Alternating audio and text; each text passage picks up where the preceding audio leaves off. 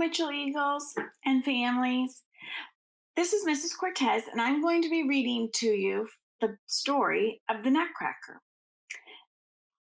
And some of you that know my family know that the Nutcracker is a very important part of our lives, usually this time of year. And so that's why I wanted to share it with you. So here is the Nutcracker.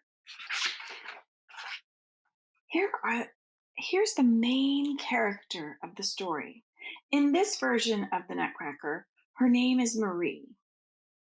But in many stories that you may hear, she's called Clara.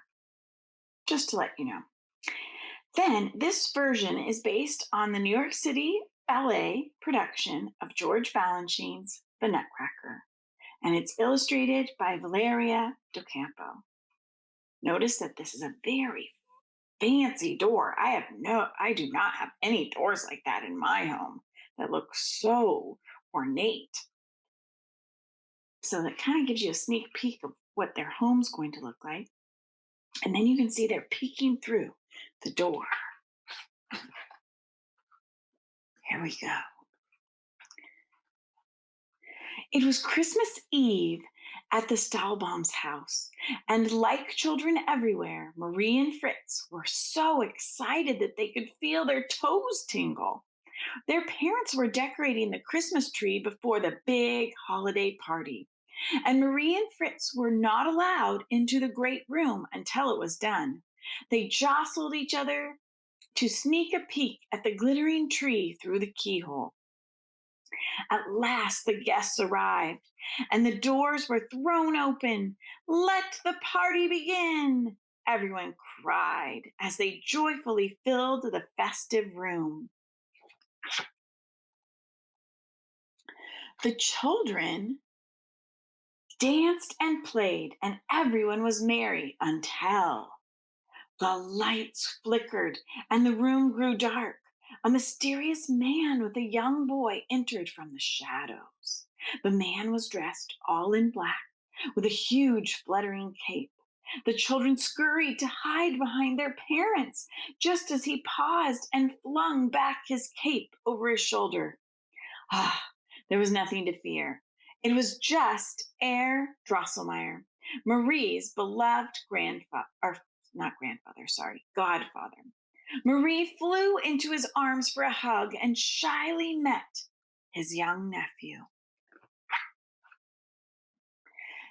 Herr Drosselmeyer was a toy inventor, and a visit from him was always full of surprises. The curious children, their eyes full of wonder, gathered around 3 huge boxes he had brought with him. Suddenly, the boxes sprang open, and out leaped one life-size doll, then another, and then another. The dolls danced for the delighted crowd. As the celebration continued, Herr Drosselmeyer beckoned to Marie. He had a special gift for her, a nutcracker. The nutcracker was dressed as a handsome soldier doll with a white beard. Herr Drosselmeyer showed Marie how the nutcracker could open and snap his mouth to crack nuts for everyone. Crack, crack. Marie was enjoying cracking nuts and passing them out to the children when suddenly jealous Fritz swooped in and snatched the nutcracker from her. He swung it around the room and smashed it down onto the floor with a loud bang. Marie burst into tears. Her beloved nutcracker was broken. But Herr Drosselmeyer knew just how to fix the nutcracker. He tied a scarf around the nutcracker's head like a bandage and handed him back to Marie, who cradled him in her arms. Then Herr Drosselmeyer's nephew gave Marie a tiny bed that was the perfect size for a nutcracker, and Marie nestled him into rest. Ooh, what a fancy Christmas party it looks like. The party was coming to a close, and everyone joined in for one last grand dance. When the music ended, the guests bundled up and made their way out into the frosty night. Marie waved goodbye to her dear godfather and his handsome nephew.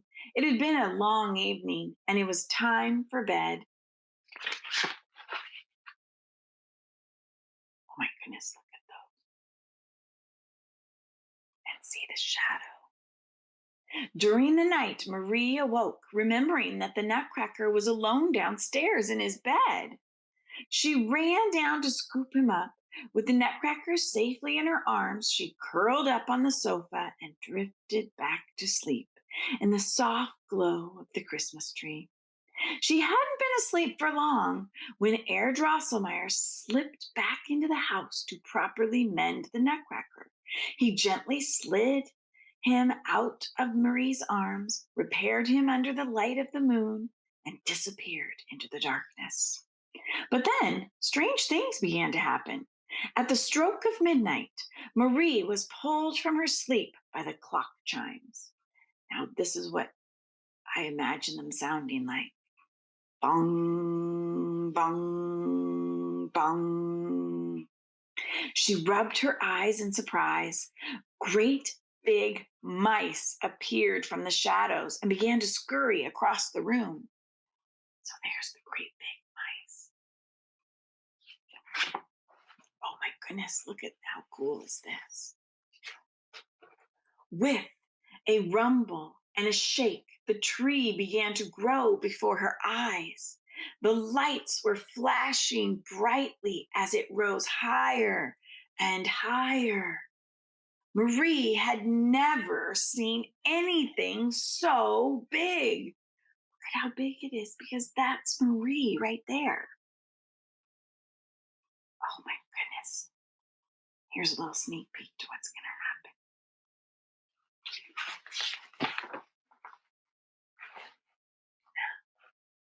Then Fritz's toy soldiers sprang to life.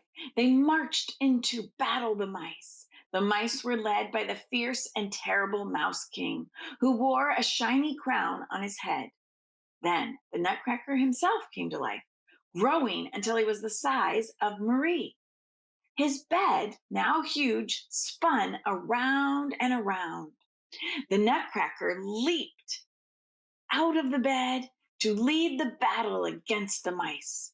The Mouse King towered over the Nutcracker, taunting him, when a quick-thinking Marie threw her slipper and it landed on the king's head. He turned to look away, and the Nutcracker toppled him over. The Nutcracker triumphantly claimed the Mouse King's crown in victory. So, the Nutcracker won the battle and kept the crown. In that very moment, the ancient spell that had been cast on the Nutcracker was broken.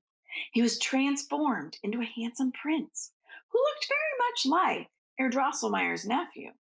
The prince gallantly placed the crown on top of Marie's head and led her by the hand into the starry night.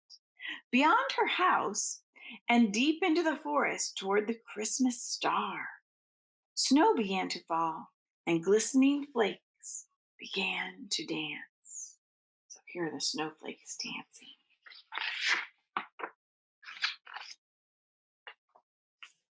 The prince took Marie on a fantastic journey. They boarded a cozy walnut boat and sailed into the night, soon landing in an enchanted kingdom called the Land of Sweets. The Land of Sweets was a magical place filled with candy, dripping and icing in magnificent, delicious colors as far as the eye could see. News of their arrival traveled fast, and Marie and the prince were greeted by the Sugar Plum Fairy, who reigned over the land. She welcomed them with a curtsy and with a wave of her sparkly wand. A host of delights from her kingdom appeared before them. So here are all the delights that are going to entertain them. And here is the Sugar Plum Fairy. The prince told the story of their great battle with the Mouse King. Oh, you are both very brave, the Sugar Plum Fairy said.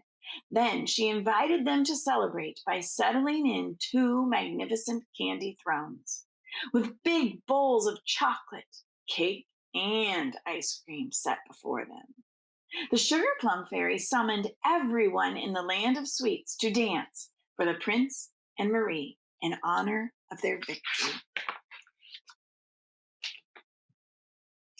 First, there was a delightful dance of spicy Spanish hot chocolate, heralded by the call of trumpets and snapping fingers. Next came the mysterious Arabian coffee dance that ended with the tinkling of tiny cymbals, giving way to the explosive leaps and turns of the Chinese tea. And jumping candy canes emerged next, leaping high into the air and dancing through hoops. What could come after candy canes? Marzipan shepherdesses stepped out, tiptoeing delicately while playing their flutes. The biggest surprise of all was the gigantic Mother Ginger, who swaggered before them. All of a sudden, 8 tiny clowns called Polin, Polin, oh, it's a French word. I got to remember how to say it. Polinchinelles. Yeah, Polinchinelles, I think, sprang from beneath her skirt and danced to the rhythm of her tambourine. As Mother Ginger scooted her children off, a garden of flowers appeared. Amid the blooms was a shimmering dewdrop fairy. And with each step, she brought every single petal to life in a blossoming swirl of pink. Finally, the regal Sugar Plum Fairy returned with her noble cavalier. They floated gracefully about, and then she spun faster and faster before leaping into his arms. It was all so deliciously marvelous.